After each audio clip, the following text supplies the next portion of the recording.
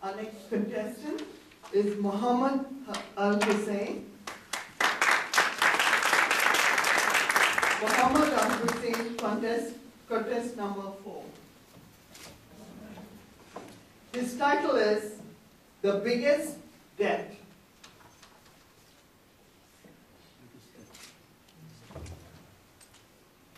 By a show of hands, how many of you were beaten by your mom in your childhood? Come on, I said mom, not spouse. Man, contest chair, ladies and gentlemen. One night when I was 16, I came home late. And when I was walking my last steps, I saw my mom gazing at me from the window. I got in the house, tiptoed to my room, and I heard her soft voice whispering, "A man?" And that story did not have a happy ending. My mom yelled at me, beat me, and kept hitting me on one side. Always on one side. For the next 3 months, I had to walk with one hip bigger than the other. But after torturing me like a lab rat, she retreated to a dark corner of the house. I approached and she was crying.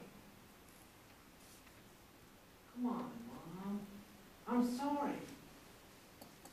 And with tears streaming down her face, she said, "Do you know how difficult it was to raise you? How many sleepless nights I willingly spent taking care of you? And son, you didn't even care to call and say you're okay.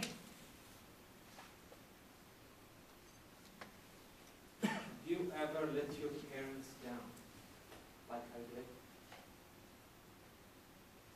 Why are we so ignorant in appreciating our parents' sacrifices? Why do so many of us remove parents from our priority list? It's because we've become so taken by how big we are now. We now have families, businesses, plans. We have our own lives. And we forget about the gentle old man and the tender-hearted one who made us who we are. The question is not whether we should pay the debt to our parents. The question is how. And I had this question in mind for many years until I became a parent myself. It was November 2008. My wife and I took our 3-year-old son Mehdi to a kids' rehab center. Mehdi showed a delay in developing communication skills. And you can see how that made me feel as a toastmaster. When we took him to that rehab center, we were just looking for advice on how to expedite his learning. But after diagnosing him for hours, the doctor invited us to his small office and said, "Sir, your son has Asperger's syndrome, a form of autism." What? Oh.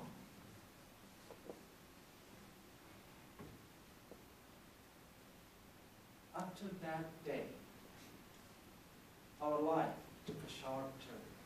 Flashes of Mehdi's troubled future invaded my dreams. And it was my turn then to spend those sleepless nights in that very same corner, worrying about mine. Of course, we didn't give up. And we did what any responsible parents would do. Everything possible. We took him to hospitals, schools, rehab centers. We even hired a one-to-one therapist for him. And it worked.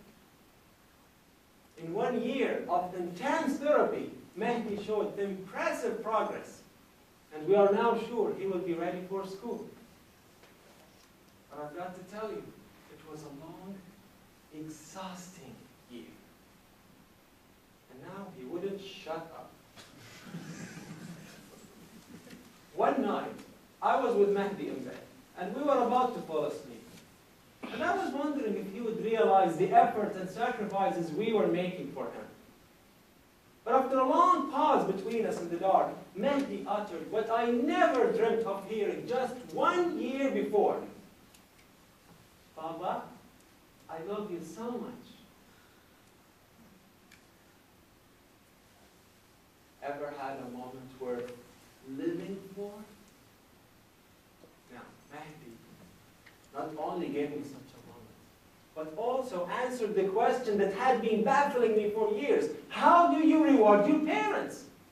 He taught me that parents simply want 2 things from their children. They want to see they are safe, and they want to see their appreciation.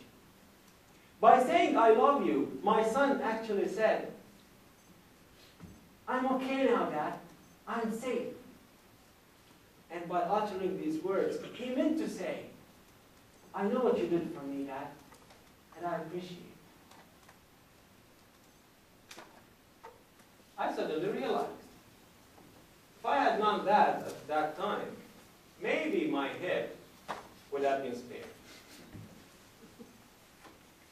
Chuck Palahniuk, a famous writer, once said, your parents, first, they give you your life, but then they try to give you their life. Ladies and gentlemen, our parents gave us our lives and their lives. So no matter how busy we become, we owe them a huge debt. Indeed, the biggest debt. The least they expect from us is to let them see we are safe. And let them see our appreciation. And if you really want to pay your debt to your parents, make a surprise to them tonight. Look them in the eye and say, Mom, Dad, I love you.